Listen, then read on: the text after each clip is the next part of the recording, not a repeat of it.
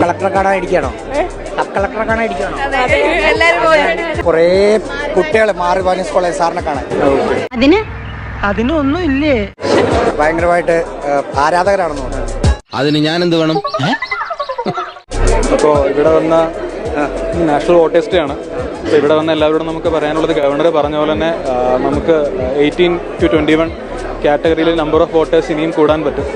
ഭയങ്കര ആരാധകരല്ലേ എന്ന് ചോദിച്ചപ്പോൾ കളക്ടറിന്റെ മറുപടി കേട്ടിട്ട് എല്ലാവരും ഞെട്ടിപ്പോയി. ഊക്കലായിരുന്നു അല്ലേ? ഊക്കലെന്നല്ല, ഒരു ഒന്നൊന്നര ഊക്കലായിരുന്നു.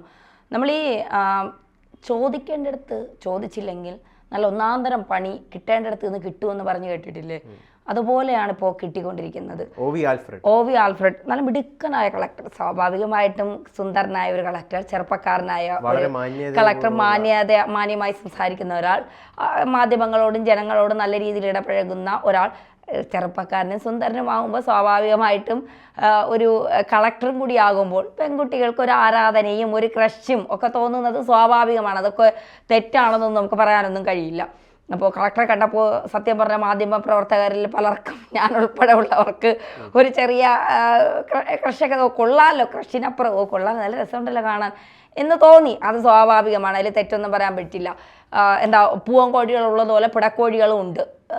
കോഴികൾ എന്നതിനപ്പുറം ഇപ്പോൾ ഒരു പോലീസിലെ ഒരു പോലീസിൻ്റെ ഉന്നത സ്ഥാനത്തേക്ക് ഒരു ചെറുപ്പക്കാരിയായ ഒരു ലേഡി പോലീസ് ഓഫീസർ വന്നാൽ ഈ ആൺകുട്ടികൾ അവരെ നോക്കും. അവരൊരു എന്താ പറയുക, അവിടെ ഒരു കൊലപാതകം നടന്നിടത്താണ് ആ സുന്ദരിയായ ഒരു പോലീസ് മേധാവി വന്നാൽ പോലും കൊലപാതകത്തെക്കുറിച്ചായിരിക്കൂല ആ വന്ന എന്താ പറയുക, ആ പെൺകുട്ടിയെ, പോലീസ് മേധാവി ചെറുപ്പക്കാരിയായ ഉദ്യോഗസ്ഥയെക്കുറിച്ചായിരിക്കും സംസാരവും ഒക്കെ. ഇതിപ്പോൾ കളക്ടർ വന്നതിന് കളക്ടർ എന്ന ആറാലമ്മൂട് ഗോവൻ്റെ സമാധിയുമായി ബന്ധപ്പെട്ട് കളക്ടർ വന്ന സമയത്താണ് ഇങ്ങനെ ഒരു സബ് കളക്ടർ തിരുവനന്തപുരം ജില്ലയ്ക്കുണ്ട് എന്നുള്ളത് ആളുകൾ തിരിച്ചറിയുന്നത്. ഇത് ഈ വിഷയവുമായി ബന്ധപ്പെട്ടിട്ട് മാധ്യമങ്ങളോട് കളക്ടർ ഏത് രീതിയിലാണ് പ്രതികരിച്ചത്, ആ പ്രതികരണമാണ് വലിയ രീതിയിലുള്ള ആക്സെപ്റ്റൻസിന്, കമന്റുകളിലൊക്കെ വളരെ മാന്യനായിട്ടുള്ള കളക്ടർ ഈ രീതിയിലാണ് പ്രതികരിക്കേണ്ടതെന്നൊക്കെ പറഞ്ഞിട്ടുള്ള അഭിപ്രായങ്ങൾ ഉയർന്നു തുടങ്ങിയത്. അതിനുശേഷമാണ് ചില മാധ്യമങ്ങൾ എടുത്തു ഉയർത്തി കാണിച്ചത്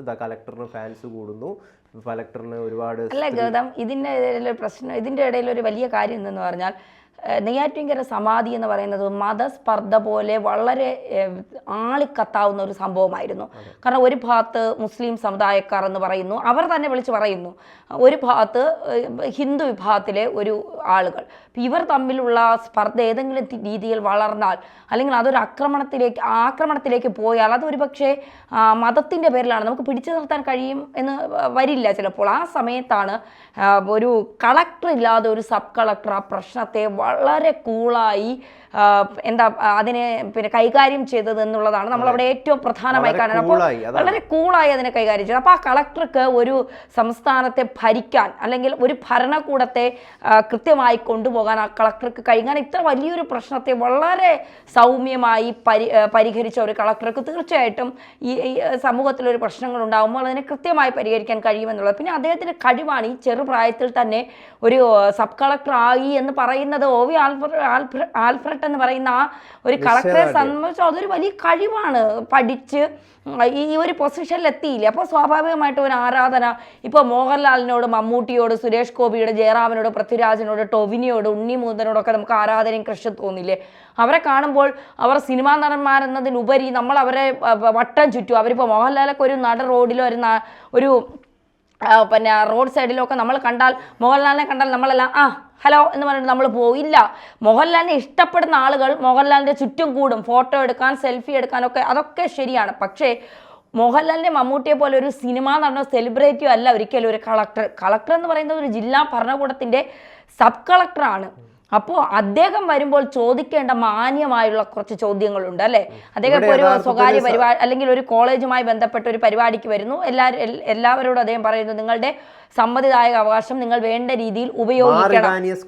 അതെ, തിരുവനന്തപുരത്തെ എൻ്റെ വീട്ടിൽ നിന്ന് കുറച്ച് അടുത്തായിട്ടുള്ള ഒരു കോളേജാണ്. അപ്പോൾ തീർച്ചയായിട്ടും അവിടെ ഒരു കളക്ടർ എത്തുമ്പോൾ കളക്ടർ എന്തിനാണ് എത്തിയത്, അതിൻ്റെ കാര്യം അദ്ദേഹം പറയുന്നുണ്ട്, നിങ്ങൾ 18-നും 22 വയസ്സിനും ഇടയിലുള്ള കുട്ടികൾ അവരുടെ സമ്മതിദായ അവകാശം വേണ്ട രീതിയിൽ ഉപയോഗപ്പെടുത്തുക എന്ന് പറയുമ്പോൾ റിപ്പോർട്ടർ ചോദിക്കുകയാണ്, ആരാധികമാരെയൊക്കെ കണ്ടിട്ട് എന്ത് തോന്നുന്നു? അപ്പൊ കളക്ടർ എന്താ പറയേണ്ടത്? എനിക്ക് നല്ല സന്തോഷം തോന്നുന്നു, ആരാധികമാരെ വരൂ വരൂ എന്ന് പറയണോ? ഒരു കളക്ടർക്ക് ഒരിക്കലും അങ്ങനെ പ്രതികരിക്കാൻ കഴിയില്ല. അതിന് എത്ര നമ്മൾ നല്ല കളക്ടർ എന്ന് പറഞ്ഞാലും അദ്ദേഹം എത്ര കൂളായി പെരുമാറി, എത്ര കഴിവുള്ള ആളെന്ന് അദ്ദേഹം ഇരിക്കുന്ന പൊസിഷനെ അദ്ദേഹം ഒരു ഇമ്പോർട്ടന്റ് പ്രാധാന്യം കൊടുത്തുകൊണ്ടാണ് അദ്ദേഹം സംസാരിച്ചത്. ഇതാണ് അല്ലാതെ അദ്ദേഹത്തിന് എന്താ ഇപ്പൊ ഞാൻ ഗൗതമിനോട് ചോദിക്കുകയാണ്, ഈ നമ്മളിപ്പോ ചർച്ച ചെയ്യുന്നതിനിടയ്ക്ക് ഞാൻ ഗൗതമിനോട് ചോദിക്കുകയാണ്, ഗൗതം സെക്സ് ചെയ്തിട്ടുണ്ടോ? ഗൗതം ചെയ്ത ഒരു 4-5 സെക്സുകളെ കുറിച്ച് പറയൂ എന്ന് പറയുമ്പോൾ ഗൗതം എന്നോട് എന്ത് പറയും? ഇവക്ക് തലയ്ക്കെന്തോ പ്രശ്നമുണ്ടെന്ന് തോന്നുന്നു. നമ്മൾ സംസാരിക്കുന്ന ഇപ്പോൾ വിഷയം വേറെയല്ല, അല്ലെങ്കിൽ ഞാൻ ഇരിക്കുന്ന അതെൻ്റെ വ്യക്തിപരമായ കാര്യമാണ്, ഇവൾ എന്തിനാ എന്നോട് ഇതൊക്കെ ചോദിക്കുന്നത്? സ്വാഭാവികമായിട്ട് ഗൗതമിനെ തോന്നി. ഇന്നലെ തന്നെ ഒരു വാർത്തയിൽ ആതിരയുമായി ബന്ധപ്പെട്ട ഒരു വാർത്ത നമ്മൾ ചെയ്തതിൻ്റെ ഇടയ്ക്ക് ഞാൻ എന്തോ ചോദ്യം ചോദിച്ചപ്പോൾ ഗൗതമിന് എന്തോ തോന്നി, ഗൗതമിന് തോന്നിയത് എന്തായിരിക്കും എന്നൊരാൾ കമൻ്റ് ഇട്ടിരുന്നു. അപ്പോൾ ഗൗതമിനൊന്നും തോന്നാനില്ല. ഗൗതമൊരു മാധ്യമപ്രവർത്തനാണ്, ഞാനൊരു മാധ്യമപ്രവർത്തകയാണ്. നമ്മളിരുന്ന് സംസാരിക്കുന്നു, ചെയ്യുന്നു. ചില കാര്യങ്ങൾ നമ്മുടെ വായിൽ നിന്ന് കൈവിട്ടു പോകും, ചില വാക്കുകൾ, ചില ചോദ്യങ്ങൾ. പക്ഷേ ഒരു കളക്ടറോട് ചോദിക്കേണ്ട ചില ചോദ്യങ്ങളുണ്ട്. അതിന് അദ്ദേഹം മറുപടി തരാൻ വേണ്ടിയിട്ട് അദ്ദേഹത്തിന് പ്രയാസം ഉണ്ടായിരുന്നു, അതിന് താല്പര്യമില്ല എന്ന് ഓൾറെഡി അയാൾ മനസ്സിലാക്കിപ്പിച്ചു. വീണ്ടും അദ്ദേഹത്തിന്റെ പുറകെ തന്നെ പോയിട്ട് തുടരെ അതേ ചോദ്യം തന്നെ വീണ്ടും ചോദിക്കും.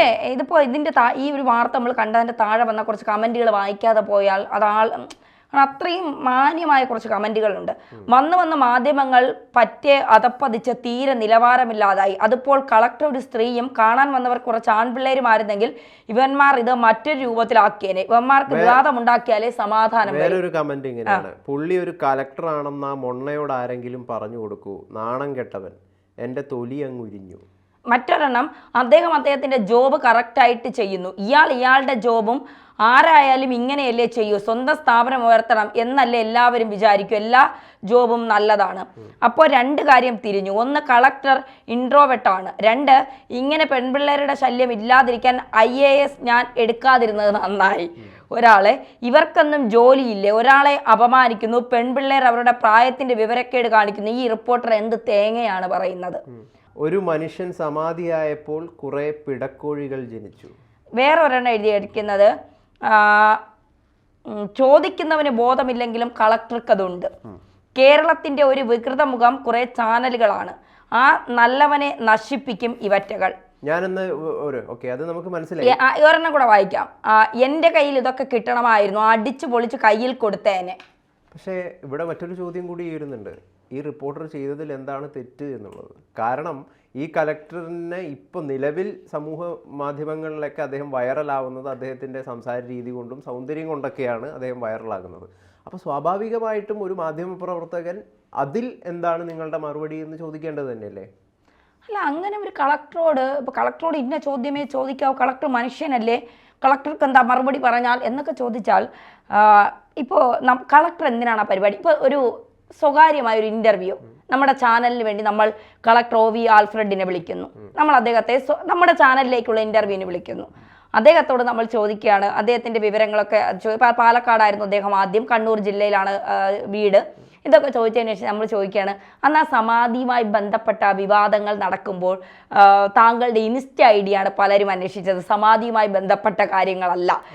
താങ്കളോട് കേരളത്തിലെ പെൺകുട്ടികൾക്കൊരു ക്രഷ് ഉണ്ട് എന്ന് പറഞ്ഞാൽ അത്തരം വാർത്തകൾ, അത്തരം വീഡിയോസൊക്കെ താങ്കൾ കണ്ടിട്ടുണ്ടോ? താങ്കളുമായി ബന്ധപ്പെട്ടിറങ്ങിയ ട്രോളുകൾ, ഇതൊക്കെ താങ്കൾ കണ്ടിട്ട്, ഇത് നമ്മുടെ ചാനലിലേക്ക് നമ്മൾ വിളിച്ചു വരുത്തി സ്വകാര്യമായി ചോദിക്കുമ്പോൾ അദ്ദേഹത്തിന് അത് പറയാൻ താല്പര്യമില്ല എങ്കിൽ എനിക്കത് താല്പര്യമില്ല പറയാൻ, നിങ്ങൾ മറ്റു ചോദ്യങ്ങൾ ചോദിക്കൂ എന്ന് പറയാം. ഇതൊരു പൊതുപരിപാടിയാണ് ഗൗതമേ വന്നത്. ഇത് ഒരു പക്ഷേ നമ്മുടെ കലക്ടർ ബ്രോന്റെ അടുത്താണ് ഈ ഒരു ചോദ്യം വന്നിട്ടുണ്ടെങ്കിൽ എനിക്ക് തോന്നുന്നു അദ്ദേഹം മറുപടി പറയുമായിരുന്നു. കാരണം ഇത് രണ്ട് സ്വഭാവക്കാരായതിന്റെ ഒരു വിഷയമാണ് ഇവിടെ ഉള്ളത്. പരിപാടി ഇത് എന്ന് പറയുന്നത് ഒരു കോളേജ്, ഒരു അങ്ങനത്തെ ഒരു അന്തരീക്ഷം ഉണ്ട് ഇതിന്. അല്ല, കളക്ടർ ബ്രോ ആണെങ്കിൽ പോലും ഈ സമയത്ത് ഈ ഒരു അവസരത്തിൽ അദ്ദേഹം പെൺകുട്ടികളൊക്കെ എന്നെ കാണുന്നുണ്ട്, അവരൊക്കെ എന്നോട് ഭയങ്കര ക്രഷാണ്, എൻ്റെ ഇൻസ്റ്റ ID ഒക്കെ ഞാൻ, ഇങ്ങനെയൊന്നും ഒരു മറുപടി കളക്ടർ ബ്രോയും കാരണം അദ്ദേഹം കുറച്ചുകൂടി മെച്ചുവേർഡായ കുറച്ചുകൂടി കാര്യങ്ങൾ തുറന്ന് പറയുന്ന ഒരു കളക്ടർ ആണെങ്കിൽ പോലും എവിടെ എങ്ങനെ പറയണമെന്ന് കളക്ടർ ബ്രോയ്ക്ക് നന്നായിട്ട് അറിയാം. അതുകൊണ്ടാണ് അദ്ദേഹത്തിന് ഇത്ര ആളുകൾ അദ്ദേഹത്തെ അദ്ദേഹത്തെ സ്വാധീനിക്കുന്നത് അതുകൊണ്ടാണ്, അല്ലെങ്കിൽ അദ്ദേഹം സ്വാധീനിക്കപ്പെടുന്നത് അതുകൊണ്ടാണ്. അപ്പോൾ തീർച്ചയായിട്ടും ഇവിടെ കളക്ടർ ചെയ്തത് 100% ഒരു സബ് കളക്ടർ എന്നുള്ള രീതിയിൽ അദ്ദേഹം സമാധി മുതൽ ഇപ്പോൾ ഈ പരിപാടിയിൽ വരെ അദ്ദേഹം ചെയ്ത കാര്യങ്ങൾ ഇങ്ങനെയാണ് ചെയ്യേണ്ടത്. ജോലിയുടെ സമയത്ത് ജോലി ചെയ്യുക, നമുക്ക് സ്വകാര്യമായി കളക്ടറോടൊപ്പം കുറച്ചു നേരം ചിലവഴിക്കാം.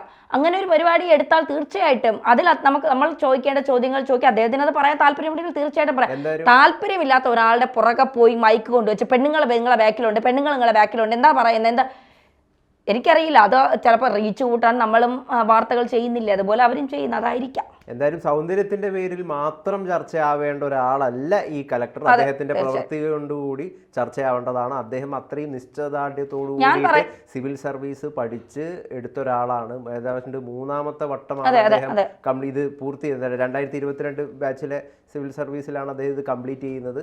കണ്ണൂർ സ്വദേശിയാണ്. നേരത്തെ ഒരു എഞ്ചിനീയറായിരുന്നു. എഞ്ചിനീയറായിട്ട് 1 വർഷം ഇന്ത്യയിലെ പല സ്ഥലങ്ങളിൽ ജോലി ചെയ്തിട്ടുള്ള അതിനിടയിലാണ് ഇതൊക്കെ പഠിച്ചെടുത്തതെന്നൊക്കെ പറയുന്നത് ഇപ്പോൾ വലിയൊരു കാര്യമാണ്. അപ്പോൾ അതിനെ കൂടി മനസ്സിലാക്കുക. അദ്ദേഹത്തിന്റെ പ്രവർത്തികൾ കൂടുതൽ വിജയകരമാവട്ടെ. ഒരു കാര്യം കൂടെ പറഞ്ഞ് നമുക്ക് അവസാനിപ്പിക്കാം. ഈ പെൺകുട്ടികൾ, അവിടെ വന്ന പെൺകുട്ടികളൊക്കെ ക്രഷൊക്കെ നല്ലതാണ്.